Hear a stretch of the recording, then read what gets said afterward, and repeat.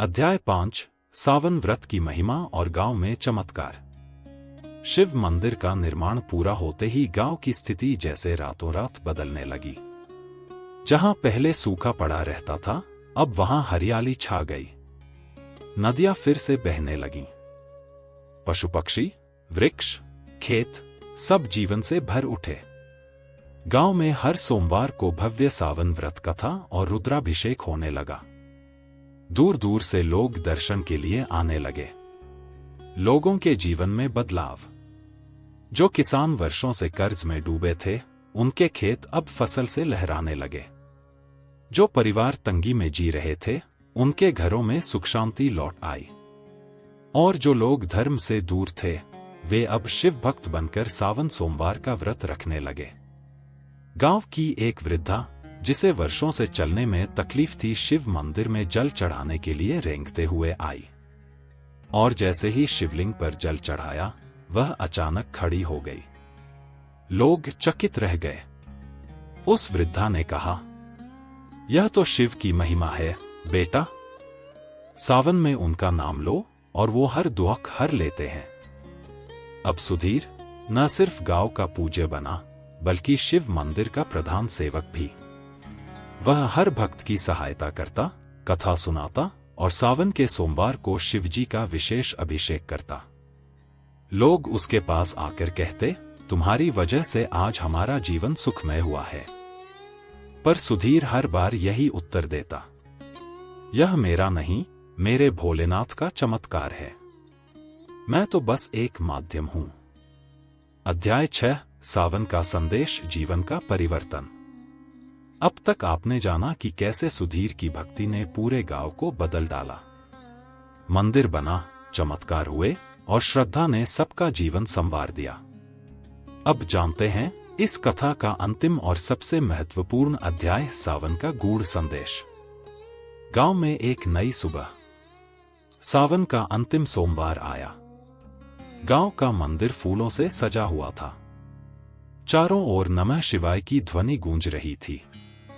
सुधीर गंगा जल लेकर मंदिर की सीढ़ियां चढ़ रहा था। आज उसका चेहरा पहले से कहीं अधिक शांत, निखरा और तेजस्वी लग रहा था। मंदिर के भीतर भक्तों की भीड़ थी। सभी को यह एहसास था कि सावन ने उन्हें केवल वरदान नहीं, बल्कि जीवन जीने का एक नया मार्ग भी दिखाया है। सुधीर का अंतिम प्रवचन। पुजारी ने सुधीर से आग्रह किया कि वह सबको एक अंतिम प्रवचन दे। सुधीर ने शिवलिंग के समक्ष खड़े होकर हाथ जोड़े और कहा, भाइयों और बहनों, मैंने कभी सोचा भी नहीं था कि एक समय का भटका हुआ युवक आज भोलेनाथ की कृपा से आप सबके समक्ष खड़ा होगा। मैंने जब शिव को पुकारा, तो उन्होंने मेरी पुकार सुनी। लेकिन सिर्फ वरदान नहीं दिया, मुझे कर्तव्य, सेवा और भक्ति का मार्ग दिखाया। सावन हमें सिखाता है कि संयम, श्रद्धा और सेवा के बिना जीवन अधूरा है। शिवजी केवल उन्हें नहीं सुनते जो मांगते हैं, वे उन्हें सुनते हैं जो आस्था से जुड़ते हैं। गांव में उमड़ता उत्सव। उस दिन पूरा गांव मंदिर परिसर में एकत्रित हुआ।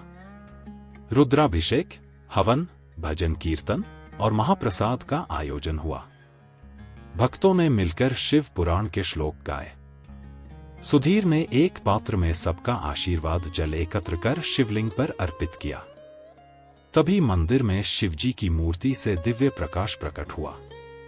सबने अपनी आंखों से देखा, जैसे भगवान शिव स्वयं वहां विराजमान हों। लोगों की आंखों से आंसू बह निकले। किसी ने कहा, भोलेनाथ साक्षात प्रकट हुए हैं। किसी ने कहा, ये चमत्कार नहीं, सच्चे प्रेम और भक्ति की जीत है। अंतिम दृश्य, सच्चा संदेश। उस रात सुधीर शिव मंदिर के प्रांगण में बैठा रहा। उसने आंखें बंद की और मन ही मन बोला, हे महादेव, मुझे कुछ नहीं चाहिए, बस आपकी भक्ति बनी रहे। अगर आपको ये कथा प्रेरणादायक लगी हो, तो इस वीडियो को लाइक करें, चैनल को सब्सक्राइब करें और कमेंट में जरूर लिखें, ओम नमः शिवाय या हर हर महादेव। ऐसी ही भक्तिमय कथाएं और सावन की महिमा जानने के लिए जुड़े रहें हमारे साथ। धन्यवाद।